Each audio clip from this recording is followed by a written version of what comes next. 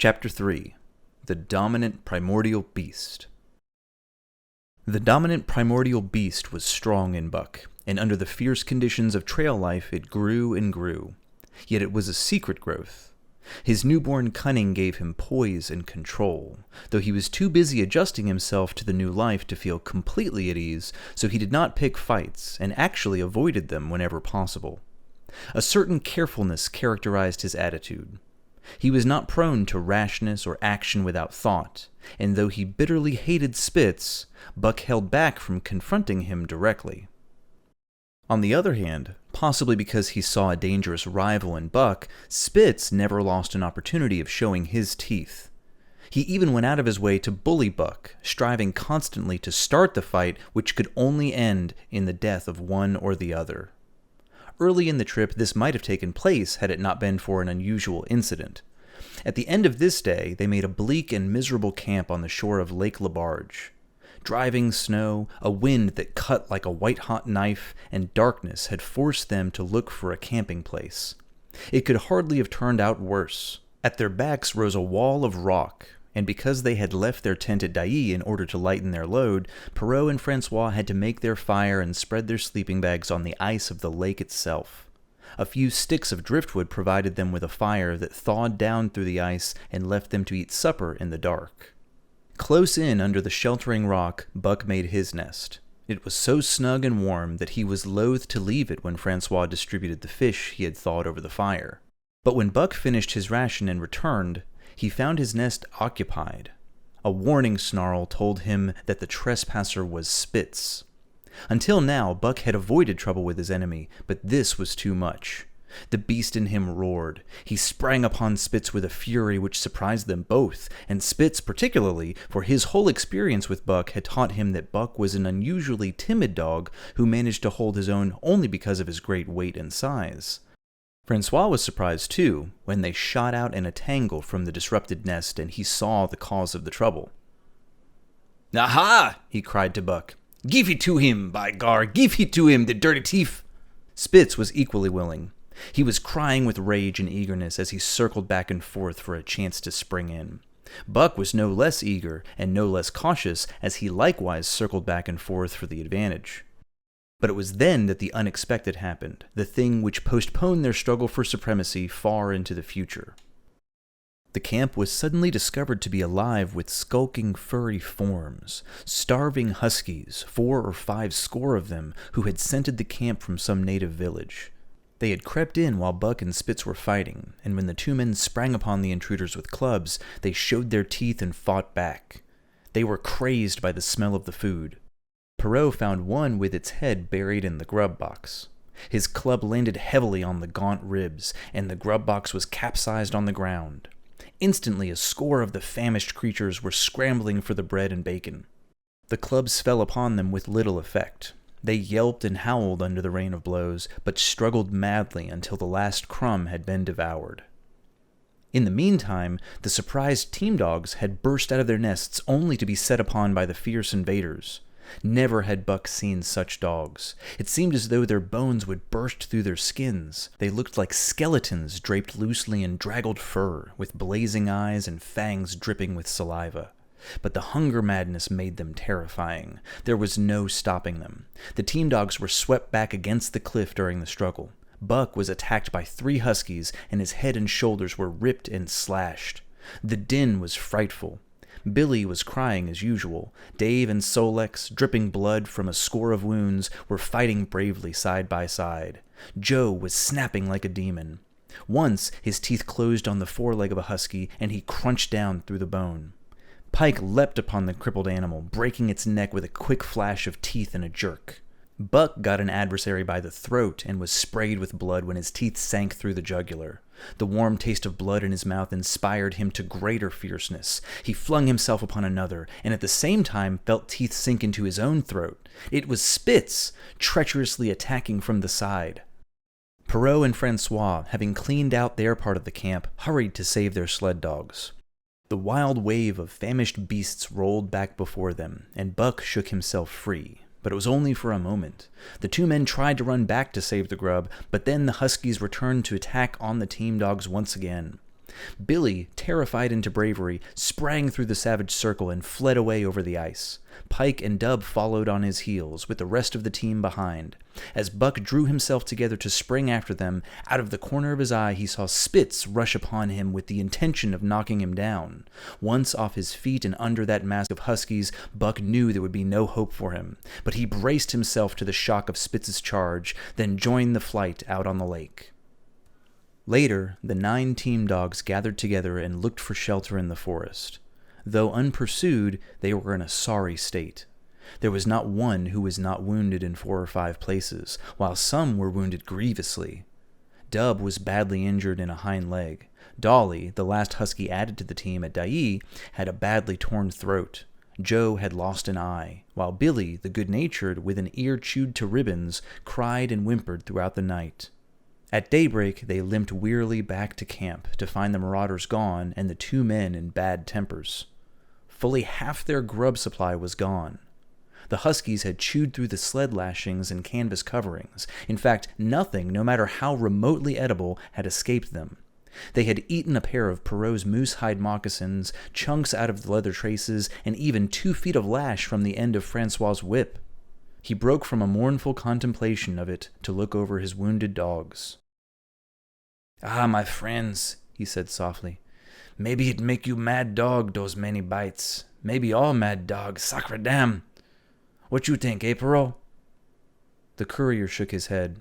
With 400 miles of trail still between him and Dawson, he could not afford to have rabies break out among the dogs. 2 hours of cursing and work got the harness into shape, and the wounded team was underway, struggling painfully over the hardest part of the trail they had yet encountered, and for that matter, the hardest between them and Dawson. The 30-mile river was wide open. 6 days of exhausting toil were required to cover those 30 terrible miles, and terrible they were, for every foot of travel came with the risk of death to dog and man. Perot, feeling the way ahead of the team, broke through the ice bridges and fell more than a dozen times, being saved only by the long pole he carried. But a cold snap was on, the thermometer registering 50 below zero, and each time he broke through, they needed to stop to build a fire and dry his garments. Nothing daunted Perot, and it was because nothing daunted him that he had been chosen for government courier. He took many risks, confidently thrusting his face into the frost and struggling on from dim dawn to dark. He traveled the shores on ice that bent and cracked underfoot and upon which they dared not halt. Once, the sled broke through, and Dave and Buck fell in the icy waters. They were half frozen and all but drowned by the time they were dragged out. The usual fire was necessary to save them. They were coated solidly with ice, and the 2 men kept them on the run around the fire, sweating and thawing, so close that they were singed by the flames.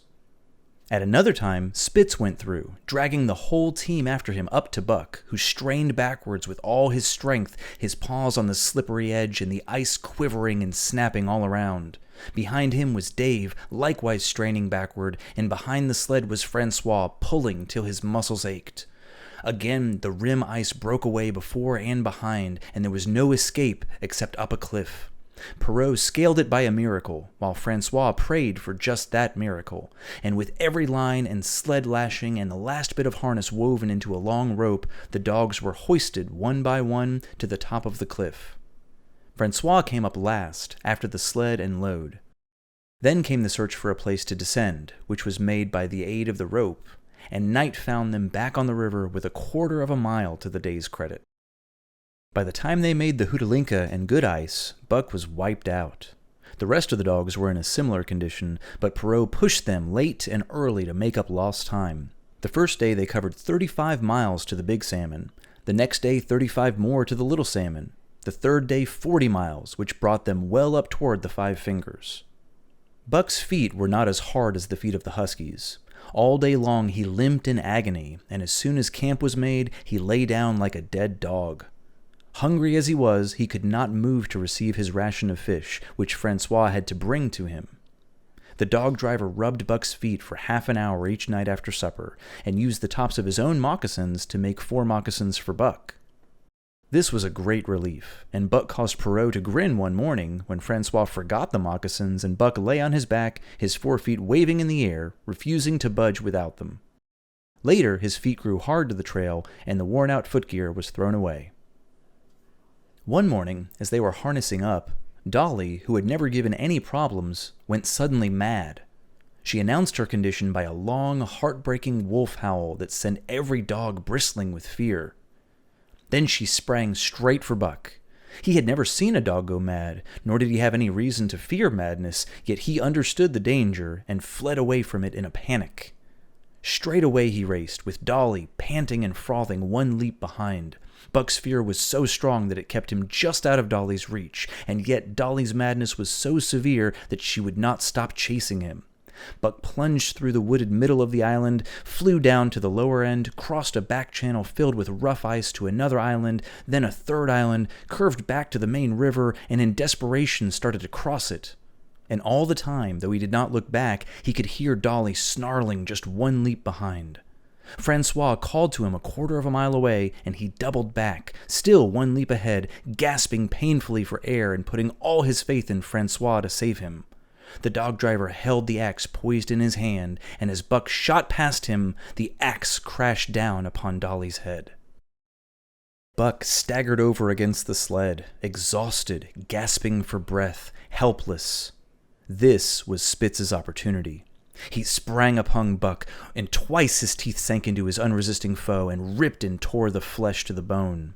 Then Francois's lash descended, and Buck had the satisfaction of watching Spitz receive the worst whipping as yet given to any of the team dogs. "One devil dat Spitz," remarked Perrault. "Some damn day him kill dat buck." "Dat buck two devils," was Francois's response. "All de time I watch dat buck, I know for sure. Listen, some day him get mad like hell, and then him chew dat Spitz all up and spit him out on de snow. Sure I know." From then on, it was war between them. Spitz, as lead dog and master of the team, felt his supremacy threatened by this strange Southland dog. Buck was not like the other Southland dogs he had known, who had never shown strength or skill on the trail.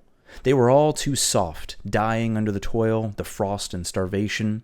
Buck was the exception. He alone endured and prospered, matching the husky in strength, savagery, and cunning. Then he was a masterful dog, and what made him dangerous was the fact that the club of the man in the red sweater had knocked all rashness out of his desire for mastery. He was cunning and could bide his time with a patience that was nothing less than primitive. It was inevitable that the fight for leadership should come. Buck wanted it. He wanted it because it was his nature, because he had been gripped tight by the pride of the trail and trace, that pride which holds dogs in the toil to the last gasp, which lures them to die joyfully in the harness, and breaks their hearts if they are cut out of the harness. This was the pride of Dave as wheel dog, of Solex as he pulled with all his strength, the pride that laid hold of them at break of camp, transforming them from sour and sullen brutes into straining, eager, ambitious creatures, the pride that spurred them on all day and dropped them at a pitch of camp at night, letting them fall back into gloomy unrest and unhappiness. This was the pride that welled up in Spitz and made him thrash the sled dogs who blundered and whined in the traces or hid away at harness-up time in the morning. Likewise, it was this pride that made him fear Buck as a possible lead dog, and this was Buck's pride too. Buck openly threatened Spitz's leadership. He came between Spitz and the dogs he tried to punish, and he did it deliberately. One night there was a heavy snowfall, and in the morning Pike did not appear. He was securely hidden in his nest under a foot of snow. Francois called him and looked for him. Spitz was wild with wrath. He raged through the camp, smelling and digging in every likely place, snarling so frightfully that Pike heard and shivered in his hiding place. But when he was at last uncovered, and Spitz flew at him to punish him, Buck flew, with equal rage, in between. It was so unexpected that Spitz was hurled backwards and off his feet.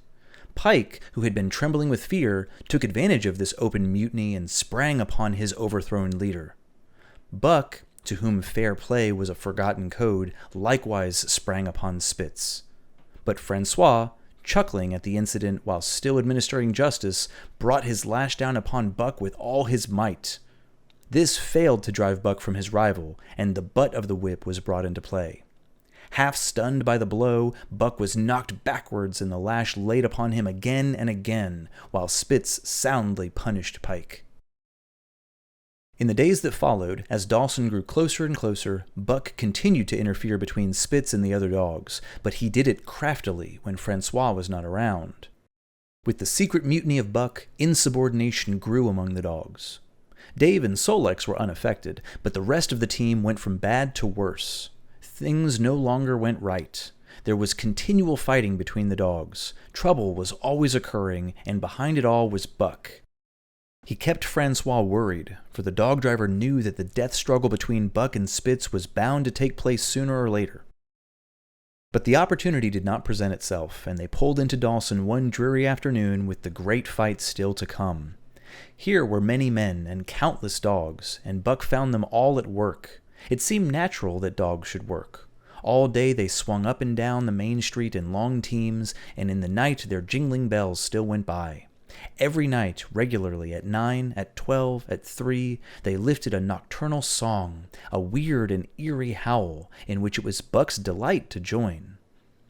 With the aurora borealis flaming coldly overhead, or the stars leaping in the frost dance, and the land numb and frozen under its blanket of snow, this song of the huskies expressed a desire for something they had lost over many generations. It was an old song, old as the breed itself, one of the first songs of the ancient world, and Buck was strangely stirred by it. When he moaned and howled, it was with the pain of his wild fathers, and this stirring in Buck marked his transformation back through the ages to the raw beginnings of primitive life. 7 days from the time they pulled into Dawson, they dropped down the steep bank to the Yukon Trail and headed for Dyea. Perot was carrying more important dispatches, and because pride had gripped him, he set out to make the trip in record time. Several things favored him in this. This week's rest had recuperated the dogs and put them in excellent health, and he was traveling light. The trail they had come in on was packed hard by later travelers, making the return easier. And further, the police had arranged deposits of food for dog and man on 2 or 3 places along the way. They made a 50-mile run on the first day, and the second day saw them booming up the Yukon well on their way. But even though they were making great time, Francois was frustrated. The revolt led by Buck had destroyed the unity of the team. It no longer was as one dog leaping in the traces. The encouragement Buck gave the rebels led them into all kinds of petty problems.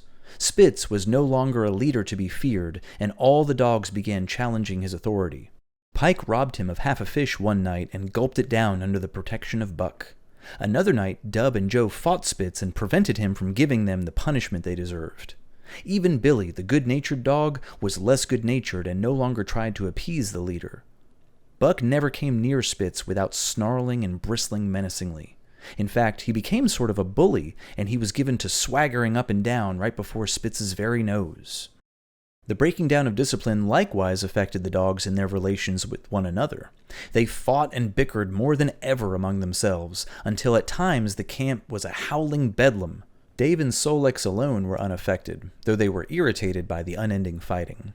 Francois swore, stamped the snow in rage, and tore at his hair. His lash was always striking among the dogs, but it was of little use. As soon as his back was turned, they were at it again. Francois knew Buck was behind all the trouble, and Buck knew he knew, but Buck was too clever to be caught red-handed. He worked faithfully in the harness, for the work of pulling had become a delight to him.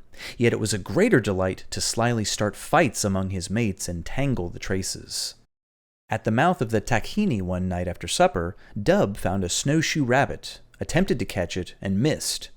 In a second, the whole team noticed and rose up in full cry. 100 yards away was a camp of the Northwest Police with 50 huskies, who all joined the chase when they heard the commotion. The rabbit sped down the river and turned off into a small creek. It ran lightly on the surface of the snow while the dogs plowed through it by raw strength. Buck led the pack, 60 strong, around bend after bend, but he could not catch the creature. He ran low, whining eagerly, his splendid body flashing forward leap by leap in the wan white moonlight, and leap by leap the snowshoe rabbit flashed on ahead. All that stirring of old instincts, the bloodlust, the joy to kill, all this was Buck's, only it was more intimate. He was at the head of the pack, running the wild thing down, the living meat, to kill with his own teeth and wash his muzzle in warm blood. There is an ecstasy which comes when one is most alive, and it comes as a complete forgetfulness that one is alive. This ecstasy, this forgetfulness of living, comes to the artist caught up in the passion of creation. It comes to the soldier, war-mad on a battlefield, and it came to Buck, leading the pack, sounding the old wolf cry, straining after the food that was alive and that fled swiftly before him through the moonlight. He was feeling the depth of his nature, and of the parts of his nature that were deeper than he, going back into the beginning of time. He was surging with life, the tidal wave of being, the perfect joy of each separate muscle and joint expressing itself in movement, flying under the stars. But Spitz, always cold and calculating, left the pack and cut across a narrow neck of land where the creek made a long bend around. Buck did not know of this, and as he rounded the bend, the rabbit still racing before him, he saw another, larger creature leap from the overhanging bank into the immediate path of the rabbit. It was Spitz. The rabbit could not turn, and as the white teeth broke its back in midair, it shrieked loudly. At the sound of this, the cry of life leaving the rabbit, the pack at Buck's heels cried out in a chorus of delight. But Buck did not cry out. He did not pause. He drove in upon Spitz, shoulder to shoulder, so hard that he missed the throat. They rolled over and over in the powdery snow. Spitz gained his feet almost as though he had not been overthrown, slashing Buck down the shoulder and leaping clear. Twice his teeth clipped together like the steel jaws of a trap as he backed away for better footing, with lean and lifting lips that writhed and snarled. In a flash, Buck knew it. The time had come. It was to the death. As they circled about, snarling, ears laid back, watchful for the advantage, the scene came to Buck with a sense of familiarity. He seemed to remember it all, the white woods and earth and moonlight and the thrill of battle. Over the whiteness and silence hung a ghostly calm. There was not the faintest whisper of air. Nothing moved, not a leaf quivered, the visible breaths of the dogs rising slowly and lingering in the frosty air. They had made short work of the snowshoe rabbit, these dogs that were wild as wolves, and they were now drawn up in an expectant circle. They too were silent, their eyes gleaming and their breaths drifting slowly upward. To Buck it was nothing new or strange, this scene of old time. It was as though it had always been, the natural way of things. Spitz was an experienced fighter. Through the Arctic and across Canada and the Barrens, he had held his own with all manner of dogs and achieved mastery over them. Bitter rage was his, but never blind rage. In his passion to destroy, he never forgot that his enemy was in like passion to destroy.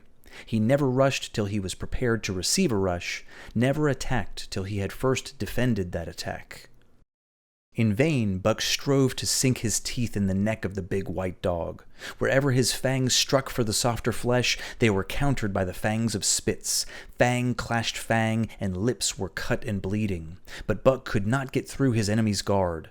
Then he warmed up and approached Spitz in a whirlwind of rushes. Time and time again he tried for the snow-white throat, where life bubbled near to the surface, and each and every time Spitz slashed him and got away.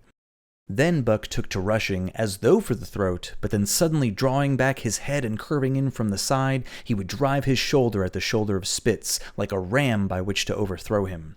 But instead, Buck's shoulder was slashed down each time as Spitz leaped lightly away. Spitz was untouched, while Buck was streaming with blood and panting hard. The fight was growing desperate, and all the while the silent and wolfish circle waited to finish off whichever dog went down. As Buck grew tired, Spitz took to rushing, and he kept him staggering for footing. Once Buck went over, and the whole circle of 60 dogs started up, but he recovered himself almost in midair, and the circle sank down again and waited. But Buck possessed a quality that made for greatness: imagination. He fought by instinct, but he could fight by reason as well. He rushed as though attempting the old shoulder trick, but at the last instant swept low to the snow and in. His teeth closed on Spitz's left foreleg. There was a crunch of breaking bone, and the white dog faced him on 3 legs. 3 times Buck tried to knock him over, then repeated the trick and broke the right foreleg. Despite the pain and helplessness, Spitz struggled madly to keep up. He saw the silent circle, with gleaming eyes, lolling tongues, and silvery breaths drifting upward, closing in upon him as he had seen similar circles close in upon beaten antagonists in the past. Only this time, he was the one who was beaten. There was no hope for him. Buck was inexorable. Mercy was a thing reserved for the Southland. He moved in for the final rush. The circle had tightened so much he could feel the breaths of the huskies on his flanks. He could see them beyond Spitz and to either side, half crouching to pounce, their eyes fixed upon him. A pause seemed to fall. Every animal was motionless as though turned to stone. Only Spitz quivered and bristled as he staggered back and forth, snarling with horrible menace as though to frighten off impending death. Then Buck sprang in and out, but while he was in, shoulder had at last squarely met shoulder. The dark circle became a dot on the moon-flooded snow as Spitz disappeared from view. Buck stood and looked on, the successful champion, the dominant primordial beast who had made his kill.